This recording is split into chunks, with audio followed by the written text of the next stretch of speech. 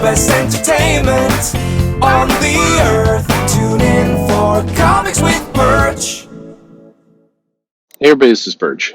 I've been thinking a lot lately about why the comic industry has this problem in how it's perceived. And when I say how it's perceived, that doesn't mean that the things that people are saying and seeing aren't real.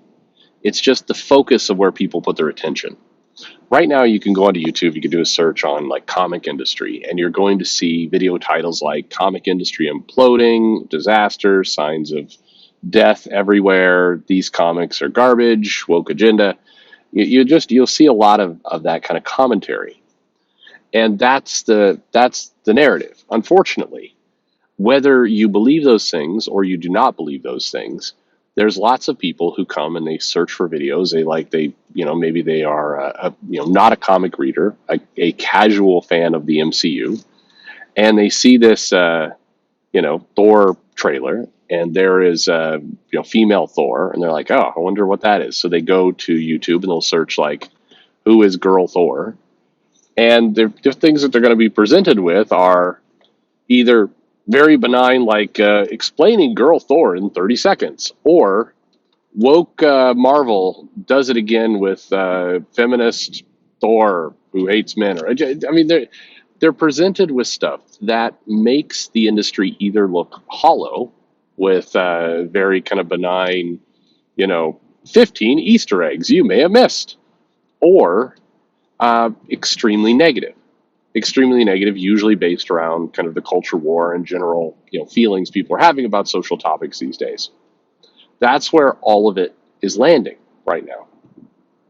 And the problem, as I see it, is that in general, comics needs to expand, it needs to grow, it needs to bring in more users, it needs to bring in more people. That's what needs to happen.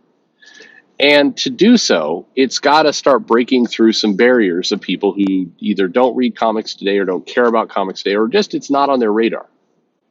And right now, that audience largely views comics as inconsequential. It views it as unimportant. It views it as, here's something that costs $5. It is 22 pages of what feels like kind of cheap paper. And then I got to store it somewhere or do something. And I don't know, it's too expensive for me to completely think about it like a disposable product. But at the same time, I don't want to start collecting this stuff. I don't, I remember running a shop, and it was people who had come in to buy their first long box or short box. They'd be ashamed. They're like, well, I guess I got enough comics. I need a box. I'm like, yeah, there's boxes, big and short. Here's what you got here. And do you want some bags and boards? And the guy's like, I guess I need to do that. And there's no one was ever excited about that. I always thought that was kind of weird. People coming into the shop, I would hope they would be like, I'm starting collecting comics, so I want a cool box. Can I get one with some design on it? That'd be cool. That'll look good in my room, whatever. I always wanted that reaction, but almost every single time when people were getting into this for the first time, they've been buying comics for a little while, and then they make their way to a box, and it's always like, they're not saying it, but you can see in their head, it's like, God damn it, how do I get to this place that I'm now buying a box for comics? Like, where did my life go wrong? It's always kind of how it feels. And then, go fast forward a couple of years, they're like, yeah, I'll take my 15th long box, please. I'm clearing out some space in my closet in order to fit all this stuff in. People cheerfully get on board, but that first reaction is tough. But the problem is that comics are largely seen as not meaningful to the normies, to the mass market, to the market that needs to start collecting this stuff. But there's nothing that's really changing that perception. And when you go online, when you see all this commentary about woke comics and disaster, everything burning to death, it doesn't help that picture at all. It doesn't make anyone say, oh, that's not how it goes. And weirdly, it doesn't help either direction. If you are a dyed-in-the-wool, I don't know, whatever, SJW, if you proudly say, that's me, I identify with that label, seeing all these kind of these attacks on comics and attacks on that ideology also doesn't really prompt you to go buy. It prompts you to maybe go in and argue about it, But none of this is you buying comics. And so as a result, comic books is trapped in this really tiny kind of bubble audience that is at times just almost always at war with itself. It is, it almost to me, and I've started to think this more and more lately, that this is an evolution to the, DC fans versus Marvel fans. People who would somewhat irrationally argue the merits or benefits or flaws with their product versus the other. And there was no real victory in any of this. It was just the argument that would go on forever. And now we have that same thing. Its stupid cousin has evolved to the culture war of, is this comic, woke, too woke, not woke enough, whatever it happens to be. But none of this is increasing in audience. It's just still a largely bubble level fight that goes on in a shop or online or wherever it happens to be. And it's not really driving anything. It's not. And what's painful about this, and I know several of you are going to argue, but none of these people are really representing the majority of a market. So it's just it's all it's just all kind of getting us nowhere. And people very passionately will come in and say, no, the best comic that was out last year was X Factor, but Leah Williams was interfered with by editorial and they canceled her run, and that's why it was bad, but that was the greatest X-Men team. Or like the articles that say, Laura Kinney is the better Wolverine because she cares more than Logan ever did, and she's proven herself to be the better Wolverine. What does that even mean, the better Wolverine? I mean, it's just it's a name of a character, and it's Logan's name, quite frankly. And if you want to give the name Wolverine to other people, it's certainly within your power to do so. But that's confusing to readers more than anything. You could think I don't know what you think you're doing, but the main result of that is confusion. What are you doing? And dumb arguments like, not my Wolverine. Yes, it is. Just every now and then I'll see somebody make a comment about like, an X-Men team with Wolverine would be great. And then some jackass will come in there and go, well, why did you put Logan? That's not Wolverine. Laura Kinney is the real Wolverine. It's like, God, what a pathetic argument that doesn't add sales, doesn't create any benefit whatsoever. You can all like characters, but you're arguing over a name that, whether you agree or not, is well established with one version of the character, not the other. You can fight about that till the end of time, but no matter what you do, you've got 40 years of history and movies and a lot of stuff all pointing to one character. It's not you're not just going to change the consciousness, and whether or not a dozen Twitter weirdos are going to troll you by saying, I always thought Laura was the real Wolverine. Like, just stop. You're actually hurting your own character. But that's kind of what I mean. Is a lot of these arguments are detrimental, no matter what side you're arguing on. I mean, at least the side that's saying you should burn the whole comic industry down. That argument's not helpful to comics, but the statement itself is not helpful for comics. At least there's alignment there.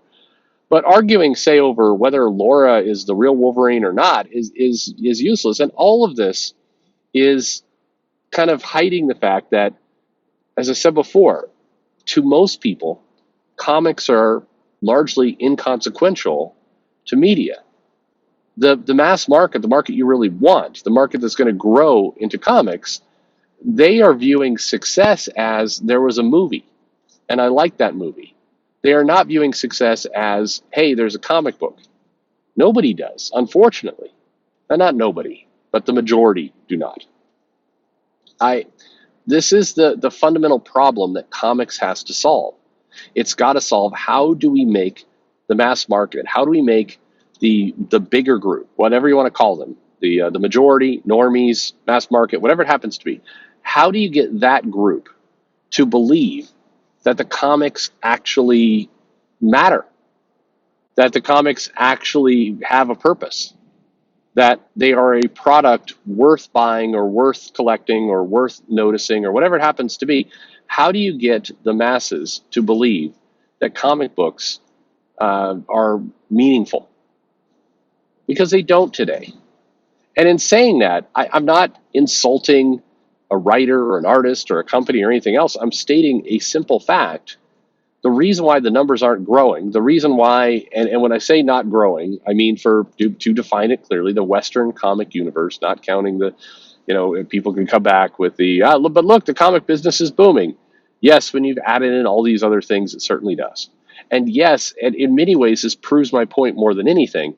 The increase in graphic novel sales, the increase in how manga is performing in the US, the increase in what Scholastic is doing, all of that indicates that it is possible for comics to be treated and understood and handled as meaningful and consequential. It is very possible. Others are doing it. That means it's possible for Western comics as well. So, seriously, why aren't they? What is the problem? Lots of people have lots of different theories, ranging from social issues in the comic to price to distribution to all those things. Okay, those are all ideas, but unless you solve the problem of comic books being meaningful, comic books actually mattering to the grand picture of things, we're stuck in this place. And, that works just fine. I mean, ironically, the part of what's happening is that comics is slowly becoming what people have falsely accused comics of being in the 90s, which is a very niche industry with a very, passionate and sometimes crazy fan base that does a very poor job of letting other people into it, that is very unwelcoming to new readers. I mean, the funny part is all this conversation about we need to bring new readers into comics, we need to get new people in. Do they realize that variant cover schemes and, leading not with a story, but with things like John Kent is bi, as opposed to whatever the story is actually about, where John Kent is in the comic. By doing all those things, they're making it very unfriendly for new readers. They're making it hard for new people to come in. And look at, like, a picture, if you will. This is kind of a key point. Imagine you're new to comics. You do not know anything. You don't know the people involved. You don't know, who is who. You go onto Twitter and you're just, you saw some movies and you start collecting comics. You're just excited to learn more. And what are you presented with but people talking about man babies and this is a hate group and all this kind of crap from all angles of comics. Why in the hell would you want to keep participating in that? You wouldn't. You're not going to stick around for 5 months to slowly digest, oh, okay, so what side is, this creator on versus this creator? And if I talk to Dale Keown, am I now part of a hate group because this person over here seems to indicate that that's what happens if I talk, but what if I don't know? Like, nobody wants to even bother with that crap. Who would want to? Nobody. Nobody wants to roll the dice that some, creator who they don't really know because they're new to comics is somehow affiliated to a group that another group thinks is bad, but they don't think is bad. Like, all of that stuff is a barrier to getting into comics. Remember that old stupid Dobson cartoon where it was like, back in the 90s, comic shops were a vile pit of creeps who would, keep women away and drive new readers out with their gatekeeping and their... Are you kidding me? Business was good in the 90s. Well, not all the 90s, but part of the 90s, business was good. And there were lots of people in buying comics. I had a line outside my store that stretched around the whole little complex I was in during Death of Superman, and again during that Jim Lee X-Men #1, and again when Todd McFarlane started his Spider-Man #1, bagged with the black and white cover, or the black cover versus the red cover. I mean, like, there was a lot of attention. You do not see that today. Instead, you see today a bizarre, like, list of rules and requirements that you have to participate in. If you don't participate in, you're going to be lumped into one group or the other. What if you just wanted there to want to read comics? You're screwed. Nobody wants to put up with that. And frankly, nobody will put up with that.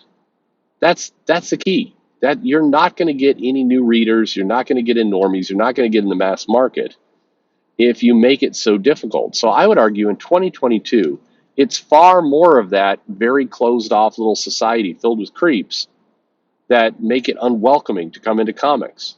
It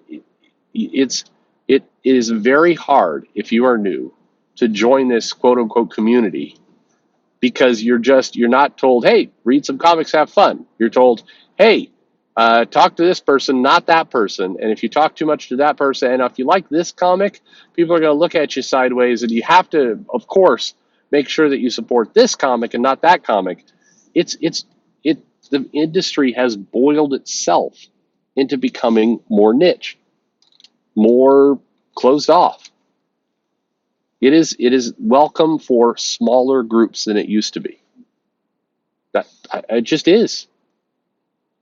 And if you are part of those groups, if you're comfortable in one of those groups, then none of this is a problem to you. You're happy. Everything is good. But you're creating a situation where your business is not sustainable. That's the danger. That's the watch out. Anyway, comics need to be consequential. They need to matter. If they don't, bad things happen. Thanks for listening.